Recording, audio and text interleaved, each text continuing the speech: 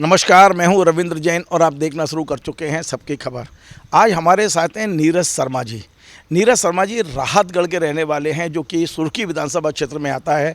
लंबे समय तक कांग्रेस में रहे और सबसे बड़ी बात है कि उन्होंने अब अपने ही मित्र के खिलाफ चुनाव लड़ने की तैयारी शुरू कर दी है, और वो हैं मध्य प्रदेश के राजस्व और परिवहन मंत्री। एक समय ऐसा था दोनों साथ काम करते थे, कंधे से कंधा मिला के चलते थे, लेकिन दोनों के मतभेद के बाद एक ऐसा समय भी आया जब नीरज शर्मा ने कांग्रेस छोड़ी, सिर्फ इन्हीं मित्र के कारण, गोविंद राजपूत जी के कारण। और अब जब गोविंद राजपूत जी भारतीय जनता पार्टी में आ गए तो नीरज जी भारतीय जनता पार्टी छोड़कर फिर कांग्रेस में आ गए हैं, और अब उनकी इच्छा है कि एक बार आमने सामने दो हाथ करने की। हमारे साथ नीरज जी, हम उनसे पूछते हैं कि आखिर इन दोनों दोस्तों को आमने सामने आने की क्या नौबत आई, क्यों आई। आपका बहुत बहुत स्वागत है नीरज जी। जैसा कि मुझे जानकारी है कि एक समय था जब आप दोनों मित्र भी थे, साथ काम भी करते थे एक पार्टी में, और अचानक अब ऐसी स्थिति हो गई है कि आप ताल ठोक रहे हैं उनके सामने।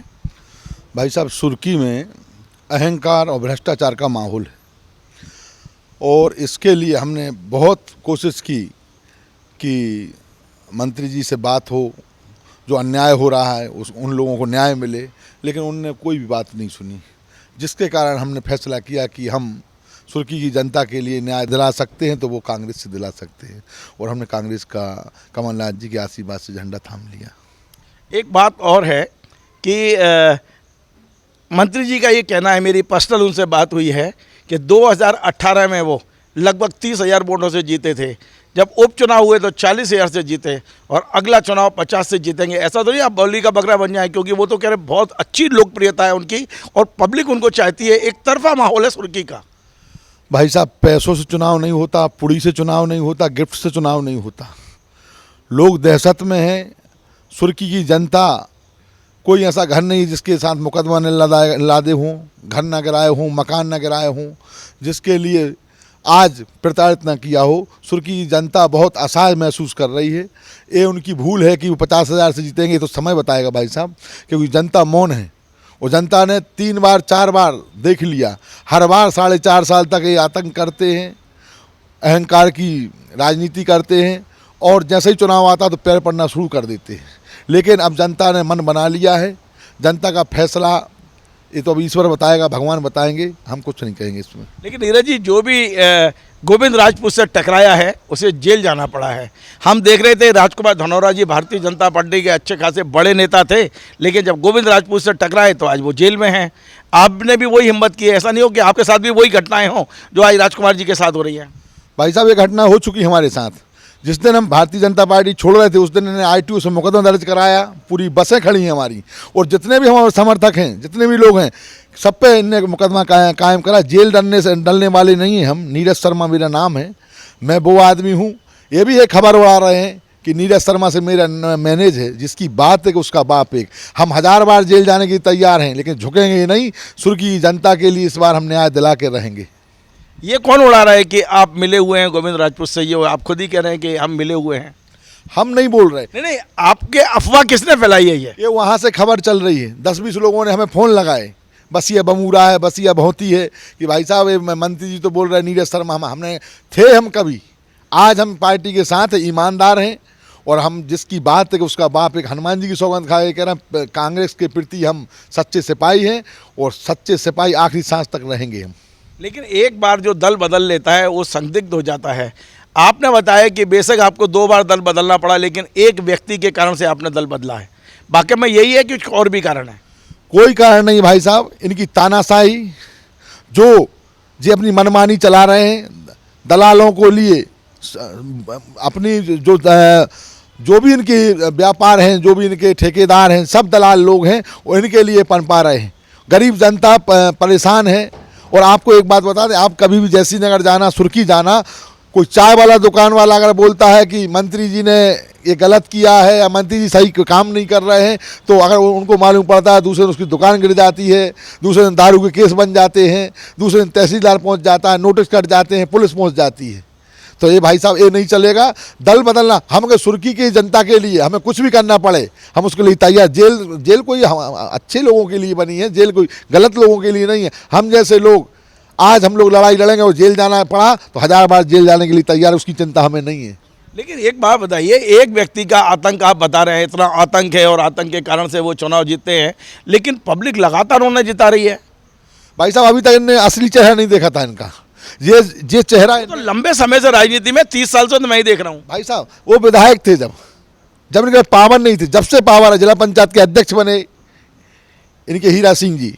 इनके बड़े भाई को हमने 2010 में गुलाब सिंह जी को जनपद के अध्यक्ष में बना था, हराया था। और अभी एक इनके भतीजे को मंत्री जी ने पूरी ताकत लगाई, सर्वजीत एक लड़का है छोटा सा, उसने जिला पंचायत का चुनाव हराया है।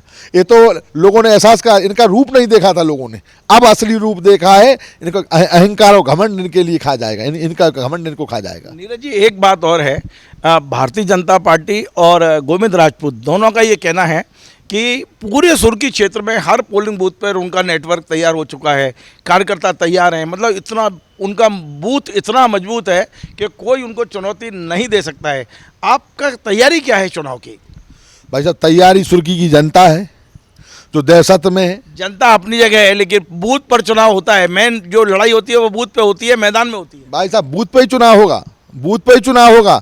बूथ की तैयारी क्या है आपकी? बूथ पे हर बूथ पे हमारा हर बूथ पे कांग्रेस का कार्यकर्ता डट के खड़ा हुआ है और तैयारी पूरी ताकत से, जब से हम लोग आए, जब से कांग्रेस में ऊर्जा आ गई सुर्खी में, और हर व्यक्ति ऊपर के फोन लगा रहा, भैया मुझे पोलिंग एजेंट बनाना, हमें पेज प्रमुख बनाना। भाजपा से जो भाजपा पेज प्रमुख बना रही, उससे ज़्यादा मेहनत कमलनाथ जी हमारे बूथों पे कर रहे हैं और हम लोग बूथ की तैयारी बड़ी ताकत से किए।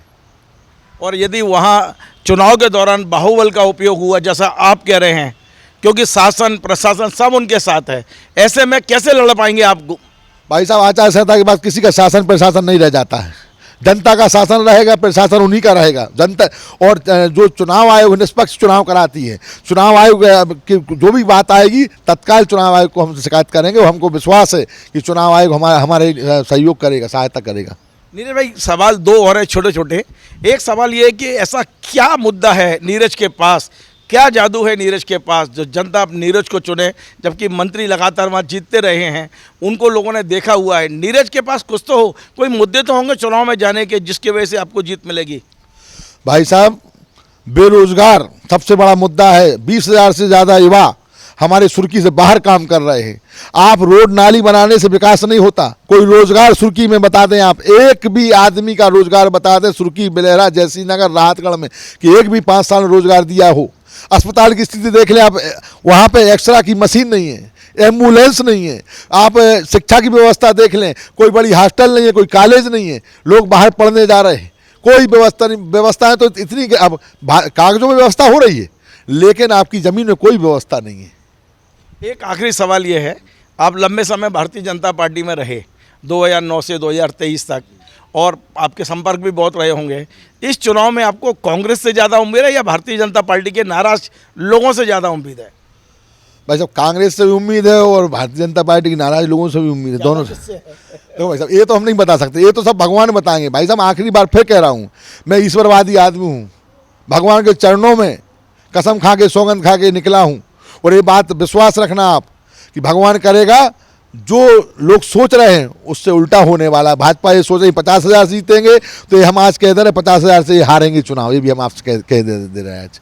चलिए, तो ये थे नीरज जी, जिनका दावा है कि अब वे कांग्रेस में डटकर रहेंगे। और सबसे बड़ी बात उन्होंने जो बताई है, उनका कहना है कि गोविंद राजपूत के आतंक के कारण से वो छोड़कर आए थे। पहले उन्होंने कांग्रेस छोड़ी, फिर बीजेपी छोड़ी है, और अब वो भगवान की सौगंध खाकर कह रहे हैं कि वो इस बार गोविंद राजपूत को पराजय का स्वाद चखा के रहेंगे।